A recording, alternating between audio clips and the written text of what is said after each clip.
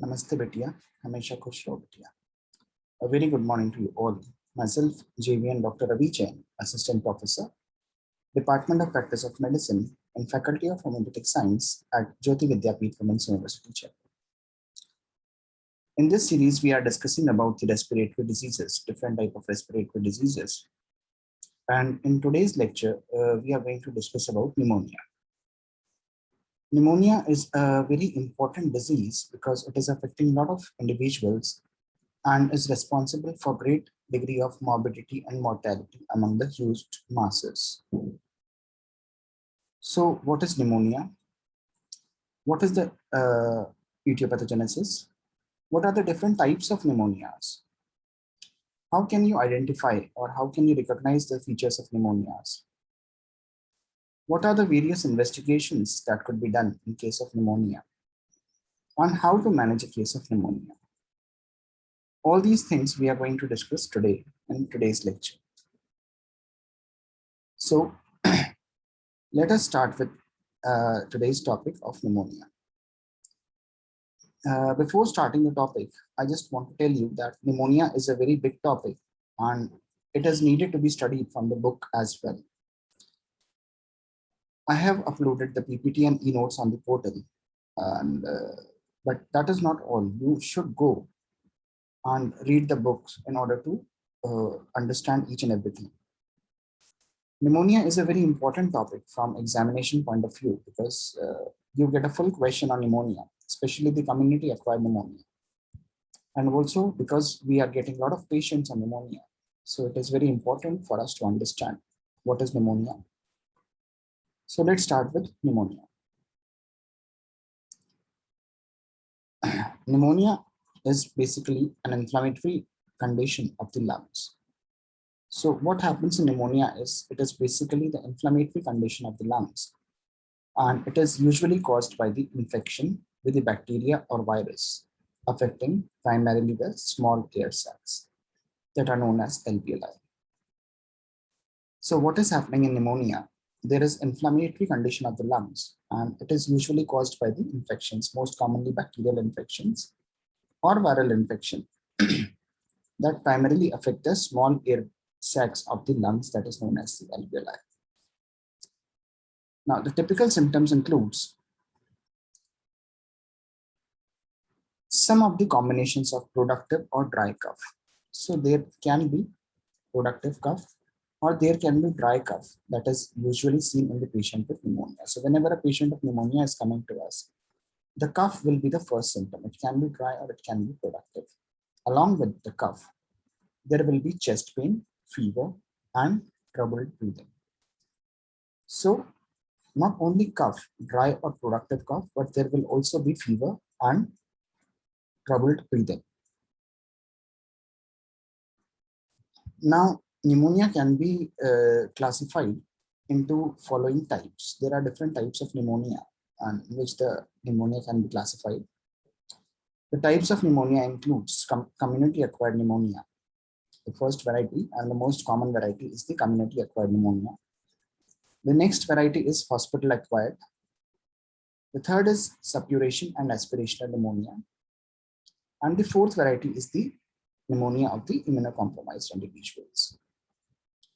So we have four different types of pneumonias. One is community acquired, second is hospital associated, third is suppuration and aspirational pneumonia, and the fourth one is pneumonia of the immunocompromised. These are the major classification. There can be many further classification, but we will be studying only according to the undergraduate level.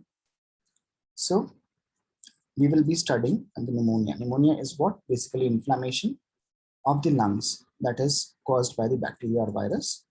And it is usually affecting the smaller airways or air sacs that are known as alveoli. And the typical symptoms includes dry cough, productive cough, fever, or troubled breathing with chest pain. So let's discuss the different varieties of pneumonia one by one. The first variety that we are going to discuss today is the community acquired pneumonia. Community acquired pneumonia is the most common type of pneumonia that we see in the communities or in the day-to-day practice. 5 to 11 per 1,000 population suffer from community-acquired pneumonia each year. The incidence varies with age. So there is variations with the age, and being it is much higher in the very young and very old individual. So pneumonia, it is very high. The incidence of pneumonia is very high in the very young and very old individuals, in whom the mortality rates are also very high. Pneumonia is usually spread by droplet infection. So by coughing, by sneezing, in this way, the pneumonia is spread, and it accounts for almost 1/5 of the childhood deaths worldwide, with approximately 2 million children under 5 die every year. So this is a great ratio for the deaths of the children that is occurring due to pneumonia. The classical pathological response evolves through the phases of congestion. There is a phase of congestion that includes congestion in the chest with red and gray hepatization, and finally resolution with no scarring. So there are phases in the lungs. Number 1, we have congestion. Then second, we have red and gray hepatization. The third is resolution, and then no scarring is observed. So first of all, congestion, red gray hepatization, resolution, and no scarring. Now, what are the various predisposing factors? Predisposing factors means the factors that will come or that will be responsible for development of pneumonia. The predisposing factors for community-acquired pneumonia includes the cigarette smoking, upper respiratory tract infections, alcohol, corticosteroid therapies, old age, recent influenza infection, any pre-existing lung disease, HIV, indoor air pollution. So the precipitating factor, the predisposing factor of pneumonia includes cigarette smoking. We have upper respiratory tract infections. We have alcohols, corticosteroid therapies, old age. We have recent influenza infection, pre-existing lung disease or HIV, and indoor air pollution. Now, what are the different causes? As we all know that pneumonia is caused due to bacterial and viral causes. So pneumonia can be caused due to influenza A and B virus, chickenpox, that is respiratory syncytial virus, parainfluenza virus, measles virus, and adenovirus. And in the recent time, it is caused due to COVID virus, COVID-19 virus. Now, what are the clinical features of community-acquired pneumonia? Whenever a patient is coming to us with the complaints, what are the different complaints with which the patient can come to us in case of community-acquired pneumonia? The patient may present as an acute illness in which the systemic features are present. The systemic features will include fever with rigors, shivering, and vomiting, with the loss of appetite and headache. So whenever a patient is coming to us with pneumonia, he will come to us with rigors, with chills, with fever, with shivering, and predominance of vomiting, with headache and loss of appetite. There is breathlessness and cough, which at first is characterized by short, dry, and painful cough. So there will be short, dry, and painful coughing, but later it is accompanied by expectoration of mucopurulent sputum. So first of all, there is short, dry cough, and there is short, painful, dry cough, and later accompanied by too much mucopurulent sputum. There will be rigors, there will be fevers, shivering, and vomiting that will predominate with loss of appetite. Other clinical features will include the pleuritic pain. There will be pleuritic pain. The pain may be the presenting features and may be referred to the shoulder or anterior abdominal wall. So pleuritic pain, the pains of the lungs, and these are the presenting features, and these may be referred to the shoulder or anterior abdominal wall. The clinical signs will reflect the nature of the inflammatory response. So the clinical signs and the signs and symptoms with which the patient is coming will explain or reflect the nature of the inflammatory response. In majority of the cases of community-acquired pneumonia, these are due to infection with streptococcal pneumonia. So the most important cause is the streptococcal pneumonia, And there are recent infections that may predispose to Staphylococcus aureus. So majority of the causes are due to streptococcal infection and few may be due to Staphylococcus aureus. Now, what are the various investigations that could be done in case of community-acquired pneumonia? In community-acquired pneumonia, the objective of investigation is to exclude the other conditions that mimic pneumonia and to assess the severity and identify the development of complications. A chest X-ray is usually provides the confirmation of the diagnosis. Now, what are the common radiological features that we are going to see in case of pneumonia? There is a dense opacity with the lobe of the lung that could be seen in the X-rays. And you can see the increased number of bronchoalveolar markings with some loss of definition of the borders of the heart. So you can go for chest X-ray. I have shown a chest X-ray in the presentation that I have uploaded with this particular session. So you must go through that PPT as well along with the books. Now, what are the various investigations, microbiological investigations that could be done in case of pneumonia? The microbiological investigation includes a sputum examination with direct smear by Gram-Z-Nielsen stain, culture and antimicrobial sensitivity testing. We also have blood cultures with frequently positive pneumococcal pneumonia.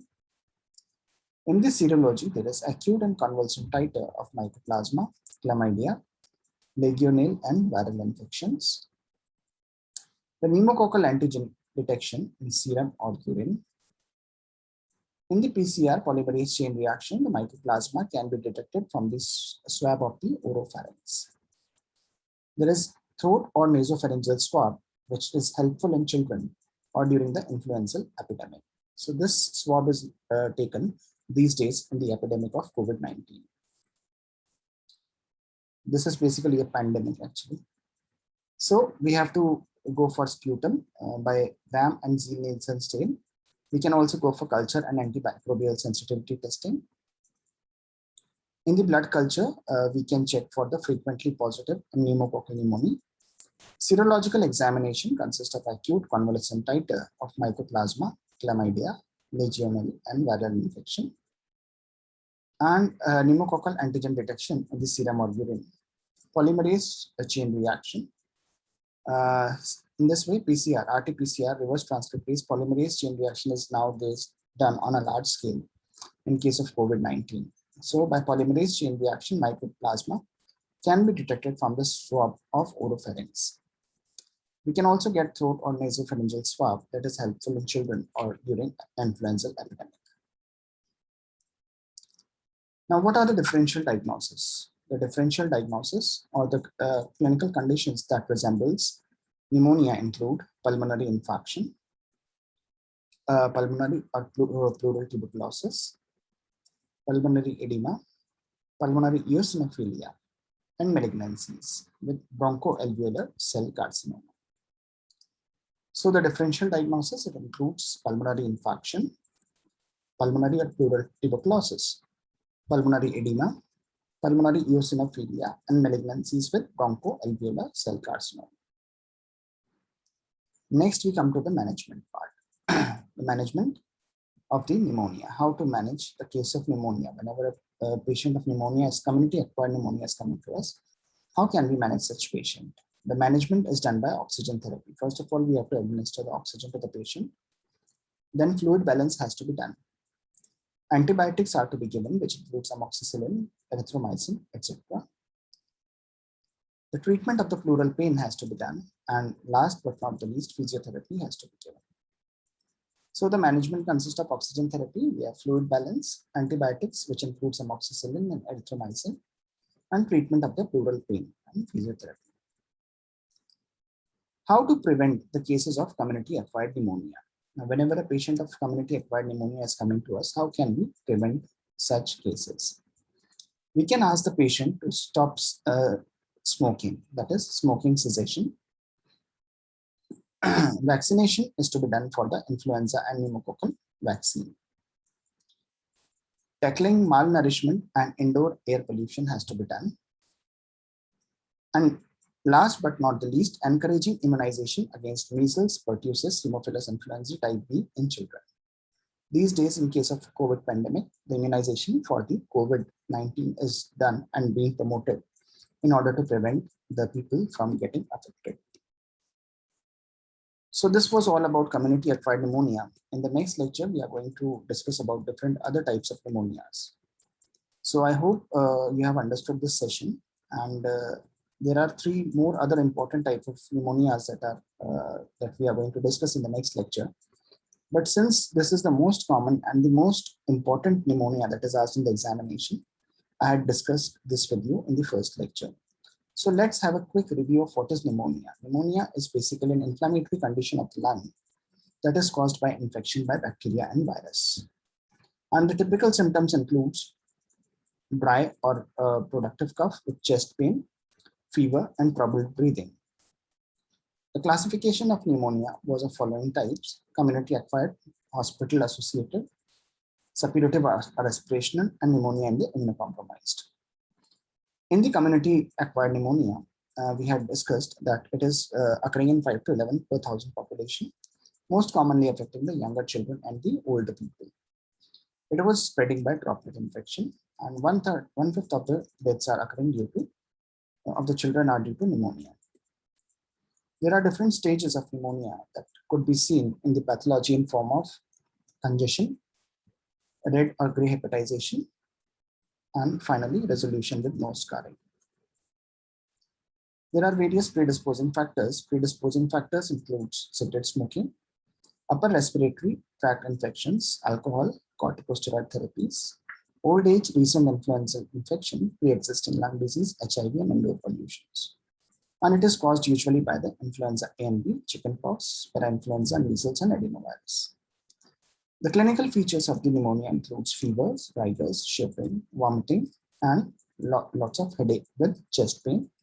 Cough is short, dry, and painful with mucopurulent sputum.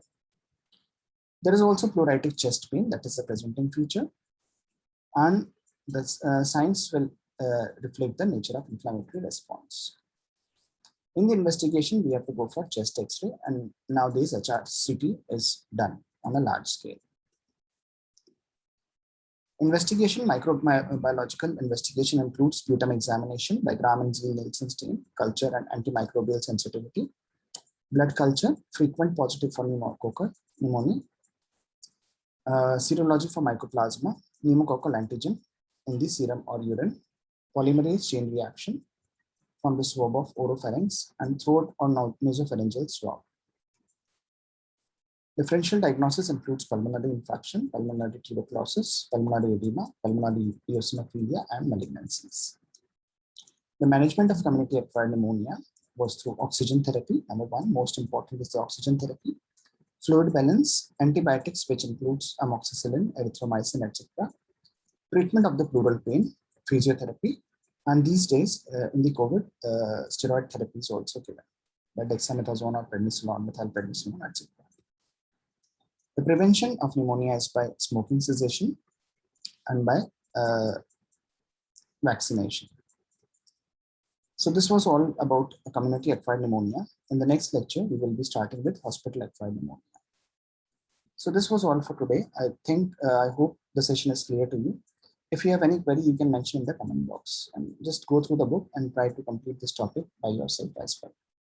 So this session is powered by digital version 2.0 JAYOTI VIDYAPEETH Women's University. I hope the session is clear to you. If you have any query, please mention in the comment box and I'll try to resolve it. So this was all for today. Thank you very much. Have a good day.